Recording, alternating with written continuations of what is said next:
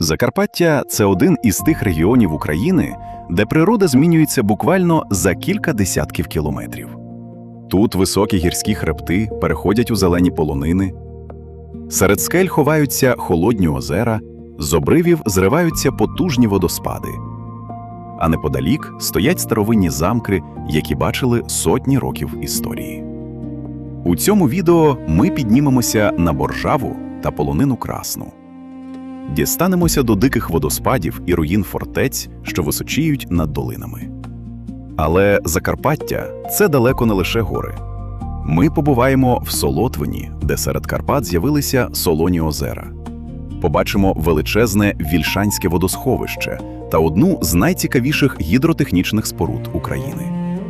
Окремо вирушимо до Мармаройського масиву, одного з найбільш незвичних і суворих куточків українських Карпат, який часто називають зовсім іншими Карпатами через його гострі вершини та скелясті схили. А на завершення нас чекатиме місце, яке більше нагадує середньовічну фортецю з фільму, ніж звичайну туристичну локацію.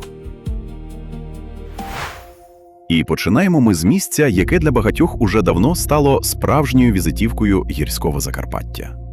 Полонина Боржава настільки популярна і масштабна, що їй легко можна було б присвятити окрему велику подорож. Але сьогодні ми пройдемося тут швидко, покажемо головні вершини, найцікавіші точки та спробуємо зрозуміти, чому саме Боржава так сильно закохує в себе туристів. Боржава простягається на десятки кілометрів, а значна частина хребта вкрита відкритими трав'янистими схилами. Тут майже немає дерев, які перекривали б краєвид. Тому з багатьох точок видно одразу кілька вершин, глибокі долини та хвилясті зелені схили, що тягнуться далеко до горизонту. Саме за такі панорами Боржаву так люблять фотографи, туристи і усі, хто хоче побачити Карпати у їхньому максимально відкритому і масштабному вигляді. Найвідоміша точка хребта – гора Гимба, 1491 метр. Вона особливо популярна через те, що дістатися сюди відносно легко. Працює підйомник, який дозволяє швидко набрати значну частину висоти. Тому навіть без серйозної фізичної підготовки можна опинитися високо над долиною й отримати ті самі краєвиди, заради яких у багатьох інших місцях довелося б іти кілька годин. А якщо продовжити маршрут далі по хребту, починається вже справжня Боржава. Однією з найефектніших вершин тут є Великий Верх висотою 1598 метрів. Саме звідси особливо добре видно характерні плавні лінії хребта. Стежка то піднімається, то спускається, а навколо лише гори й небо. У гарну погоду горизонт здається майже нескінченним. Ще далі розташована найвища точка всього масиву – гора Стій, 1681 метр. Вона вже значно віддаленіша від туристичних підйомників, тому шлях сюди потребує більше часу. Але й атмосфера зовсім інша. Людей стає менше, навколо більше дикої природи, а на самій вершині можна побачити залишки старих радіолокаційних споруд. Серед відкритих гір ці бетонні конструкції виглядають дуже незвично і додають місцю трохи загадковості. Взагалі, найкращий спосіб побачити цей хребет – не піднятися лише на одну гору, а пройти хоча б невелику його частину. Саме тоді відкривається головна краса Боржави. Нескінченна стежка на гребені, зелені схили з обох боків і постійно нові панорами буквально за кожним підйомом. Боржава дуже сильно змінюється залежно від сезону. Влітку – це величезні зелені полонини. Наприкінці сезону схили вкриваються чорничниками, восени гори стають золотими й червоними. А взимку хребет уже виглядає зовсім інакше – суворо, холодно і майже безлюдно. І саме в цьому головна сила Боржави. Тут не обов'язково шукати одну конкретну пам'ятку. Сам хребет і є головною пам'яткою. Його масштаб, відкриті вершини, довгі маршрути і відчуття, ніби ти стоїш над усім Закарпаттям. Серед старого Карпатського парку, неподалік від Мукачева, стоїть будівля, яка більше нагадує декорацію до європейської казки. Це палац графів Шенборнів, одне з найефектніших історичних місць Закарпаття. Палац звели наприкінці 19 століття, як заміську мисливську резиденцію родини Шенборнів. І місце для неї обрали дуже вдало. Навколо ліси, гори, тихий парк і невелике декоративне озеро. Найперше тут привертає увагу сама архітектура. Вежі різної форми, високі дахи, декоративні башточки, флюгери, кольорова черепиця та старі вікна створюють образ справжнього невеликого замку. Особливо красиво він виглядає здалеку, коли частково ховається за деревами парку. Разом із резиденцією тут створили великий парк із деревами та рослинами, привезеними з різних частин світу. Тут можна побачити старі алеї, величезні дерева, і саме парк дуже сильно змінює враження від палацу. Це не той випадок, коли приїжджаєш, фотографуєш одну будівлю і одразу їдеш далі. Тут цікаво просто пройтися територією, відійти трохи далі від головного фасаду та побачити, як палац з'являється між деревами з абсолютно різних ракурсів. Сьогодні палац знаходиться на території санаторію «Карпати». Будівля продовжує використовуватися, хоча її історичний вигляд залишається головною причиною, через яку сюди приїжджають туристи. Закарпаття має десятки гірських озер, але цього разу ми не будемо розтягувати їх на кілька окремих пунктів. Краще одразу покажемо 4 найцікавіші. Усі вони лежать високо в Карпатах, але кожне виглядає по-своєму і має зовсім іншу атмосферу. Почнемо з найвідомішого – озера Бребенескул. Воно розташоване на висоті приблизно 1801 метр.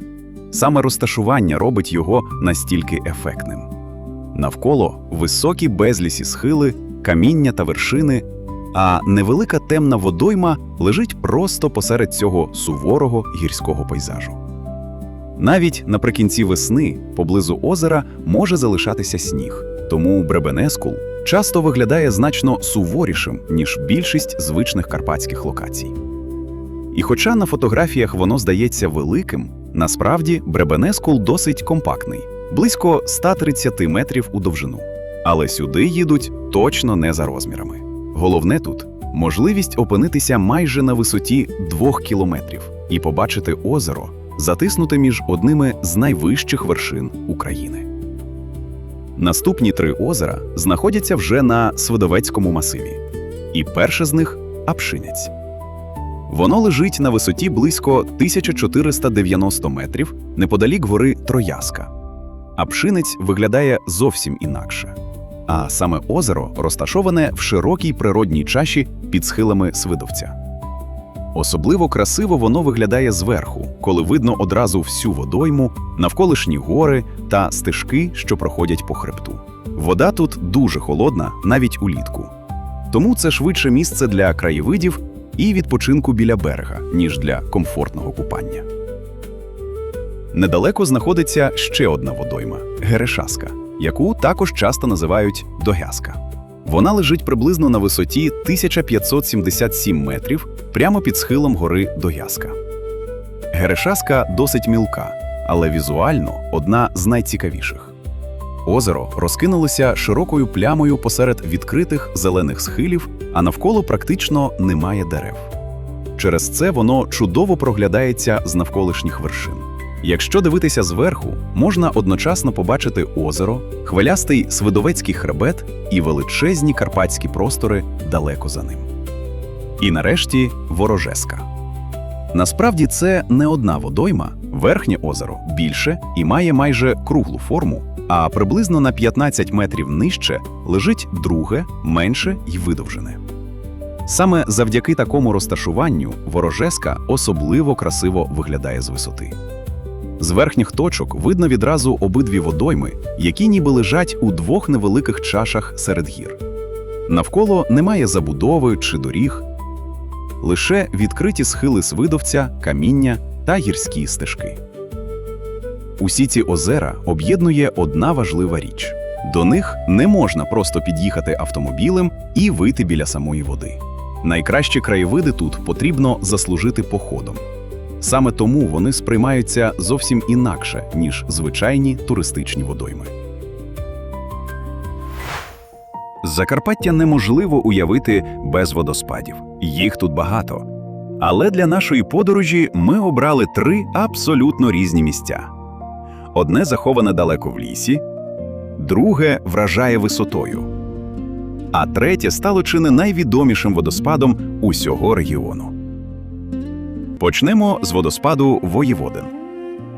Його головна особливість – не рекордна висота, а саме атмосфера та дорога до нього.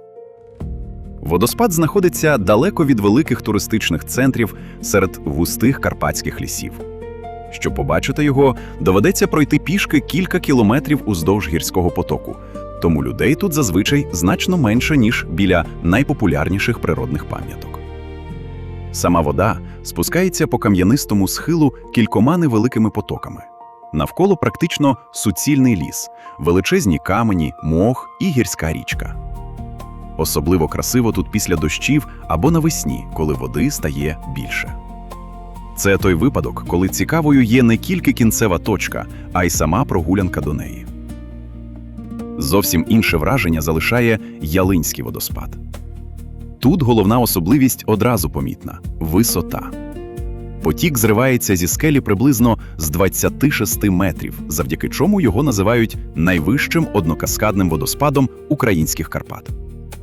На відміну від широких каскадів, тут вода майже одним потужним потоком падає вниз уздовж високої кам'яної стіни.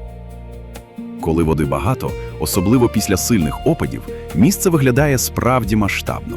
Бризки розлітаються навколо, шум чути ще до того, як сам водоспад з'явиться між деревами. І нарешті водоспад Шипіт.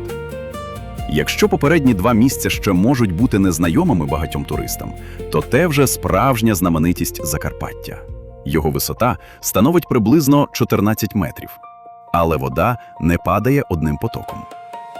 Вона проходить через кілька кам'яних уступів, розбивається на струмені і утворює красивий багаторівневий каскад. Саме така форма і робить його настільки фотогенічним. Найбільш повноводним він зазвичай стає навесні, коли в горах тане сніг, а також після сильних дощів. На відміну від 2 попередніх водоспадів, сюди дістатися набагато простіше. Поруч розвинена туристична інфраструктура, тому це місце чудово підходить навіть тим, хто не планує повноцінного походу в гори. Через таку доступність у теплий сезон біля води може бути досить людно. Водоспади Закарпаття цікаво не просто побачити на фотографіях. Їх потрібно почути наживо. Усе це створює ту атмосферу Карпат, яку камерою ніяк не передати. Серед усіх старих фортець Закарпаття є місця, де від колишньої величі залишилися лише стіни, башти та фрагменти укріплень. Але саме руїни часто створюють найсильнішу атмосферу. Тут уже не потрібно уявляти ідеально відреставрований замок. Навпаки, тріщини, зарослі камені та напівзруйновані вежі тільки додають відчуття справжньої давнини. Перший такий об'єкт – Хуський замок. Його залишки стоять на високій горі прямо над містом, тому навіть сьогодні добре зрозуміло, чому колись це місце мало величезне оборонне значення. Фортеця контролювала навколишню територію та важливі шляхи, а її історія налічує багато століть. Кам'яні укріплення тут формувалися ще в середньовіччі, а сама твердиня неодноразово перебудовувалася та посилювалася. Сьогодні від колишнього комплексу залишилося небагато. Частина мурів буквально злилася зі схилом. Окремі фрагменти заросли травою та деревами. Але саме розташування компенсує майже все. З вершини відкривається широка панорама на місто, долину та далекі гори. Її історія завершилася поступово. Споруда пережила війни та облоги, а у 18 столітті, після удару блискавки й пожежі, почала остаточно занепадати. І якщо перший замок сьогодні потрібно частково домальовувати у своїй уяві, то Невицький замок зберігся значно виразніше. Тут усе набагато більше схоже на класичну середньовічну фортецю. Збереглися високі кам'яні стіни, башти, отвори старих вікон та частини оборонної системи. Замок стоїть на пагорбі над долиною, а з багатьох ракурсів його башта здіймається просто над верхівками дерев. Пам'ятка сформувалася переважно в 13-17 століттях. і протягом своєї історії багато разів перебудовувалася. Колись це був повноцінний укріплений комплекс, а не просто одна кам'яна вежа. Ще одна деталь, яка робить ці руїни особливо атмосферними – природа навколо. Фортеця оточена густим лісом, і здалеку здається, ніби вона просто виростає серед дерев. Ці дві фортеці цікаві саме тим, що їх не перетворили на ідеальні нові декорації. Тут усе ще видно справжній старий камінь, зруйновані стіни та сліди часу. Іноді кількох напівзруйнованих башт достатньо, щоб відчути історію набагато сильніше, ніж у повністю відновленому палаці. Саме за цим відчуттям сюди й варто приїхати. Одне з найкрасивіших місць у Закарпатті – Полонина Красна. Це довгий гірський хребет, де можна годинами йти практично по верхівках гір, майже не спускаючись у долини. Значна частина маршруту проходить відкритою місцевістю, тому головна причина приїхати сюди – саме краєвиди. Тут немає однієї конкретної точки, біля якої всі фотографуються. Уся дорога постійно відкриває нові панорами. Якщо порівнювати це місце з полониною Боржава, різниця відчувається майже одразу. Там маршрути значно популярніші, особливо біля підйомників і головних вершин, а тут туристів набагато менше. На окремих ділянках можна довго йти хребтом і практично нікого не зустріти. Саме тому ця полонина більше підійде тим, хто хоче не просто красивих панорам, а ще й тиші, простору та відчуття справжніх диких Карпат. Гори тут мають плавні форми, широкі схили змінюються невеликими підйомами, далі знову починаються довгі зелені гребені. Головною вершиною цього масиву є гора Сигланський. Приблизно 1564 метри заввишки. Це найвища точка всього хребта. І цікава вона передусім не якимись спорудами чи окремими пам'ятками, а панорамою. Піднявшись на гору, отримуємо практично круговий огляд. Навколо одна за одною простягаються вершини, між ними лежать глибокі долини, а в хорошу погоду видно далекі гірські масиви. Тут особливо добре відчувається масштаб Карпат. Коли дивишся вперед, здається, що дорога по гребеню взагалі не закінчується. Ще одна цікава вершина – гора Топаз. Висотою близько 1548 метрів. Але тут уже є деталь, яка одразу привертає увагу. На вершині стоїть велика стара металева вежа зв'язку. Вона давно стала своєрідним орієнтиром цього місця і дуже незвично виглядає серед повністю відкритих гірських просторів. За різними туристичними джерелами висота конструкції сягає приблизно 110 метрів. Саме цей контраст і робить точку цікавою для відео. Зелений хребет, майже повна відсутність цивілізації і раптом величезна металева конструкція просто посеред гір. І, мабуть, саме тут найкраще розумієш, навіщо люди взагалі йдуть на полонини.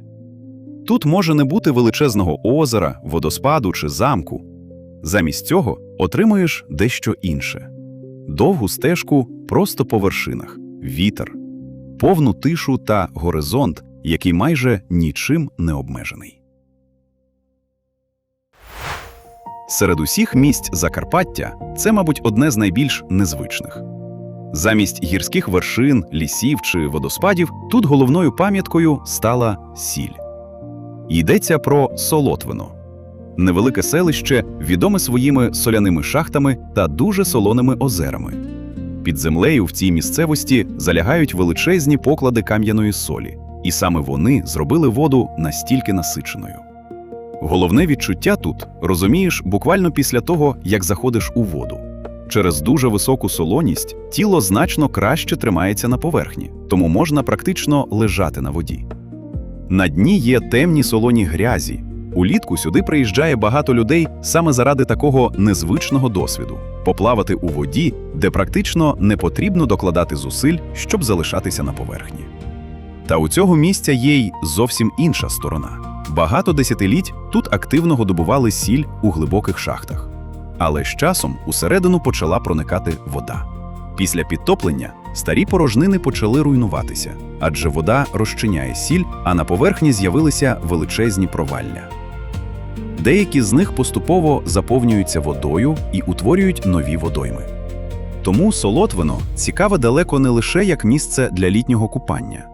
Це фактично цілий ландшафт, створений одночасно природою та людиною. Є в Закарпатті місце, яке зовсім не схоже на ті Карпати, які більшість звикла бачити на фотографіях. Замість плавних зелених схилів тут більше каміння, різких перепадів висоти, гостріших форм і справжнього відчуття високих гір. Це Мармарський масив. Один із найбільш диких і візуально незвичних районів українських Карпат. Тут вершини виглядають різкіше, схили місцями обриваються значно крутіше, а відкриті кам'янисті ділянки створюють майже альпійський пейзаж. Через це локація дуже добре відрізняється від більш м'яких за формою полонин. Головна вершина цього району – Піп Іван Мармарський. Висотою приблизно 1936 метрів. Це одна з найвищих точок українських Карпат і водночас одна з найефектніших за краєвидами. Сам підйом сюди – вже окрема пригода. Маршрут проходить через ліси, відкриті гірські схили та довгі ділянки хребта, де поступово зникає відчуття цивілізації. Чим вище піднімаєшся, тим більше відкривається простору, а на фінальних відрізках навколо вже домінують каміння, трава та величезні панорами. З вершини відкриваються краєвиди одразу на кілька гірських хребтів, а в хорошу погоду горизонт простягається на десятки кілометрів. Тут немає підйомників, великих туристичних комплексів чи натовпів біля кожної оглядової точки. Ця територія проходить безпосередньо біля державного кордону з Румунією, тому маршрути можуть вимагати попереднього погодження з прикордонною службою. І саме ця віддаленість частково зберегла місце таким, яким воно є сьогодні. Тут легко знайти ділянки, де навколо на багато кілометрів немає нічого окрім гір, лісу та вузької стежки по хребту. Це не найпростіша локація для швидкої туристичної поїздки, але саме тому вона й запам'ятовується сильніше. Тут потрібно витратити сили на дорогу, піднятися високо в гори і лише тоді отримати ті краєвиди, заради яких люди повертаються сюди знову.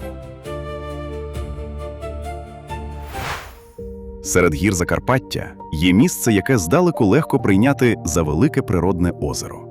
Вода простягається між зеленими схилами на багато кілометрів. Берегова лінія постійно вигинається, а навколо майже з усіх боків піднімаються вкриті лісом гори. Це Вільшанське водосховище. Одна з найбільш незвичних великих водойм регіону. Насправді, воно створене людиною. Найефектніша частина – велика гребля. Вона перекриває вузьку гірську долину і утримує величезний об'єм води. Але головна цікавинка цього місця взагалі прихована від очей. Інженери використали дві сусідні річки, які течуть майже паралельно, але знаходяться на різній висоті. Різниця між їхніми рівнями становить приблизно 200 метрів, а відстань між двома річками – близько 4 кілометрів. Тому воду вирішили не просто пропускати через звичайну греблю. Її направляють через спеціальний тунель крізь гору в сусідню долину.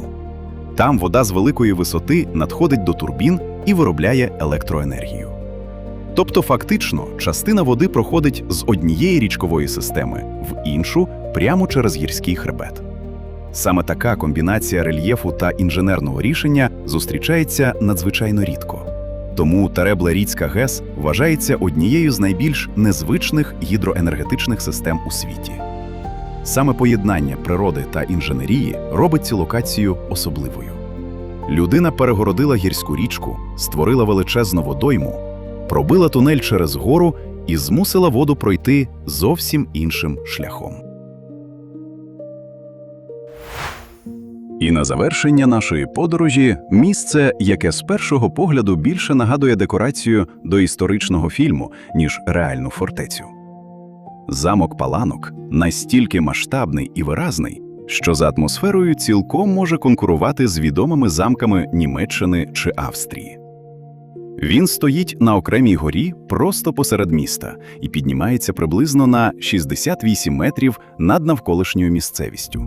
Через це фортецю видно здалеку, а її масивні стіни, башти та багаторівнева структура одразу створюють відчуття справжнього середньовічного замку. Найцікавіше тут те, що це не одна будівля і не невеликий замок із одним подвір'ям. Фортеця складається з кількох рівнів, між якими проходять ворота, кам'яні переходи, бастіони та внутрішні двори. Під час прогулянки постійно здається, що за черговою стіною відкриється ще одна частина комплексу. Саме така структура колись робила фортецю дуже складною для штурму. Щоб дістатися до найзахищенішої частини, противнику потрібно було долати одну лінію оборони за іншою. Одна з найцікавіших деталей усередині – величезний колодязь, видовбаний просто у скелі. Його глибина сягає приблизно 85 метрів. Складно навіть уявити, скільки роботи знадобилося, щоб створити таку споруду кілька століть тому. Товсті кам'яні стіни, вузькі проходи, старі подвір'я, башти та оглядові майданчики дозволяють не просто подивитися на історичну споруду, а буквально пройти крізь неї. Звідси видно не лише місто, а й те, наскільки вдало колись було обране місце для оборони. Закарпаття – це край, який неможливо описати одним словом. Тут дикі гори змінюються тихими озерами, водоспади ховаються серед лісів, а над містами й долинами вже сотню років стоять старі замки. І скільки б місць ми сьогодні не показали, це лише невелика частина того, що приховує цей неймовірний край. Закарпаття потрібно не просто побачити, його потрібно відчути. І тоді сюди точно захочеться повернутися ще раз.